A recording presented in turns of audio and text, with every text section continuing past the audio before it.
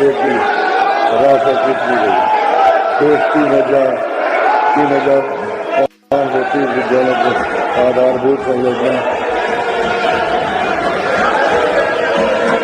निर्माण में 5,785 करोड़ रुपये की राशि स्वीकृत की गई है। स्कूली शिक्षा के विकास एवं संरचना के आधार के लिए विद्यालय के स्तर पर कुशल प्रभावी नेतृत्व की आवश्यकता को देखते हुए शिक्षा विभाग ने अधीन प्रारंभिक विद्यालयों को प्रधान शिक्षक का संपर्क का एक उच्च माध्यमिक विद्यालय में प्रधानाध्यापक संपर्क का संगठन किया गया है। प्राथमिक विद्यालय के प्रधान शिक्षक के 40,558 पद पर, उत्क्रमित उच्च माध्यमिक विद्यालय में प्रधानाध्यापक के 6,421 पद सृजित किए गए हैं। इन पदों पर नियुक्ति बिहार लोक सेवा आयोग द्वारा आयोजित प्रतियोगिता परीक्षण के माध्यम से की जाएगी, जिसके लिए अभियाचन भेज दिया गया। राज्यपाल के अभिभाषण के बाद आपको अब अखबार की खबर से रूबरू कराते हैं। आप देख सकते हैं अप्रैल से शुरू होगी प्रधान शिक्षक और प्रधान अध्यापकों की नियुक्ति। दोनों पदों पर लिखित परीक्षा 150 अंकों की होगी। आप देख सकते हैं आगे लिखा है प्रधान अध्यापक के लिए योग्यता, प्रधान शिक्षक के लिए योग्यता, दोनों योग्यताओं को भी दिखाया गया है। अखबार ने विस्तृत तरीके से इस खबर को छापा है। ऐसे में आप समझ सकते हैं कि जो अभ्यर्थी सीटेट, बीटेट, एस्टेट उत्तीर्ण है और अभी कहीं भी नियुक्ति प्राप्त जिन्होंने नहीं किया है, उनको इस बहाली से बाहर रखा गया है। ऐसे में अभ्यर्थियों का एक बड़ा सवाल है कि जब 8 साल 10 साल स्कूल में शिक्षकों की बहाली नहीं होती और आम बीएड, डीएलएड, सीटेट, बीटेट उत्तीर्ण अभ्यर्थी बिहार में बेरोजगार घूम रहे हैं, ऐसे में जब प्रधान शिक्षक, प्रधान अध्यापकों की बहाली हो रही है तो इन अभ्यर्थियों को मौका क्यों नहीं?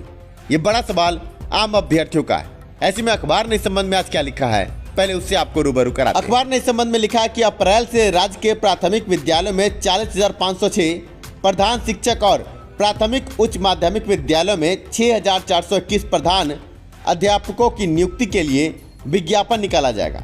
इस पर शिक्षा विभाग और बिहार लोक सेवा आयोग के बीच सहमति बन गई है।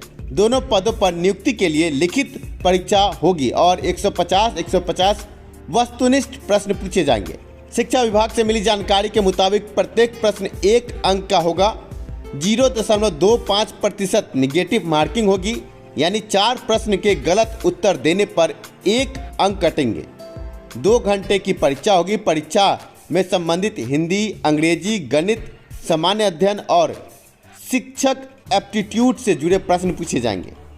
इस संबंध में अखबार ने आगे लिखा है कि प्रधान अध्यापक का संवर्ग प्रमंडल और प्रधान शिक्षक का संवर्ग जिला स्तर का होगा। प्रधान अध्यापक का तबादला प्रमंडल और प्रधान शिक्षक का तबादला जिला स्तर पर होगा। राज्य सरकार के नियमित कर्मियों की तरह इन शिक्षकों को सरकार से मिलने वाले सुविधाओं का लाभ मिलेगा। आगे लिखा गया है कि प्रधान शिक्षक में सबसे अधिक 1980 खाली पद पटना जिले में है, जबकि प्रधान अध्यापक के सबसे अधिक पद 342 पूर्वी चंपारण में रिक्त हैं। प्रधान शिक्षक के सबसे कम पद 216 शिवहर जिला में है। अनुभव के संबंध में अखबार ने लिखा कि सीबीएसई, आईसीएसई, बीएसईवी से अस्थायी संबद्धता प्राप्त स्कूल में उच्च माध्यमिक विद्यालय में शिक्षक के पद पर न्यूनतम 10 और माध्यमिक विद्यालय में 12 वर्ष की सेवा अनिवार्य है। आगे प्रधान अध्यापक और प्रधान शिक्षक के लिए क्या योग्यता है, इस संबंध में बड़ी जानकारी दी गई है। आपको बता दें, न्यूनतम 31 वर्ष, अधिकतम 47 वर्ष प्रधान अध्यापक के लिए आयु सीमा रखी गई है। आगे अखबार ने लिखा है कि 2012 या उसके बाद नियुक्त शिक्षक के लिए शिक्षक पात्रता परीक्षा में उत्तीर्ण होना आवश्यक है। मान्यता प्राप्त विश्वविद्यालय से कम 50% अंकों के साथ स्नातकोत्तर उत्तीर्ण होना चाहिए। एससी, एसटी, अति पिछड़ा, दिव्यांग, महिला और आर्थिक रूप से कमजोर वर्ग के लिए न्यूनतम निर्धारित अंक में 5% की छूट मिलेगी। मौलाना मजरूल हक अरबी एवं फारसी विश्वविद्यालय राज्य मदरसा शिक्षा बोर्ड द्वारा जारी आलिम की डिग्री और KSDS की शास्त्री की डिग्री को स्नातक के समतुल्य माना गया है। आगे प्रधान शिक्षक के लिए क्या योग्यता, ये देख ले। प्राथमिक विद्यालय में प्रधान शिक्षक की नियुक्ति के लिए पंचायत एवं नगर प्रारंभिक शिक्षक के पद पर न्यूनतम 8 साल तक लगातार सेवा कर चुके शिक्षक आवेदन कर सकते हैं। पंचायती राज संस्था एवं नगर निकाय संस्था के तहत स्नातक शिक्षक जिनकी सेवा संपुष्ट है वे आवेदन कर सकेंगे। 2012 या उसके बाद नियुक्त शिक्षक के लिए शिक्षक पात्रता परीक्षा में उत्तीर्ण होना आवश्यक है। मान्यता प्राप्त विश्वविद्यालय से कम 50% अंकों के साथ स्नातक उत्तीर्ण होना चाहिए। SC, ST, अति पिछड़ा, पिछड़ा, दिव्यांग महिला और आर्थिक रूप से कमजोर वर्ग के लिए न्यूनतम निर्धारित अंक में 5% की छूट मिलेगी। मतलब कि आप देख सकते हैं प्रधान शिक्षक और प्रधान अध्यापक की बहाली में ज़्यादा अंतर नहीं है, पर कुछ मापदंडों में थोड़ा बहुत बदलाव हुआ है। ऐसे में जिन अभ्यर्थियों ने सीटेट, बीटेट, एस्टेट की परीक्षा उत्तीर्ण कर रखी है और अभी तक जो नियोजित नहीं हुए, उन अभ्यर्थियों की बड़ी मांग यह है कि उनको इस बहाली से वंचित क्यों रखा गया, जब 8 से 10 साल तक कोई बहाली ही नहीं हुई।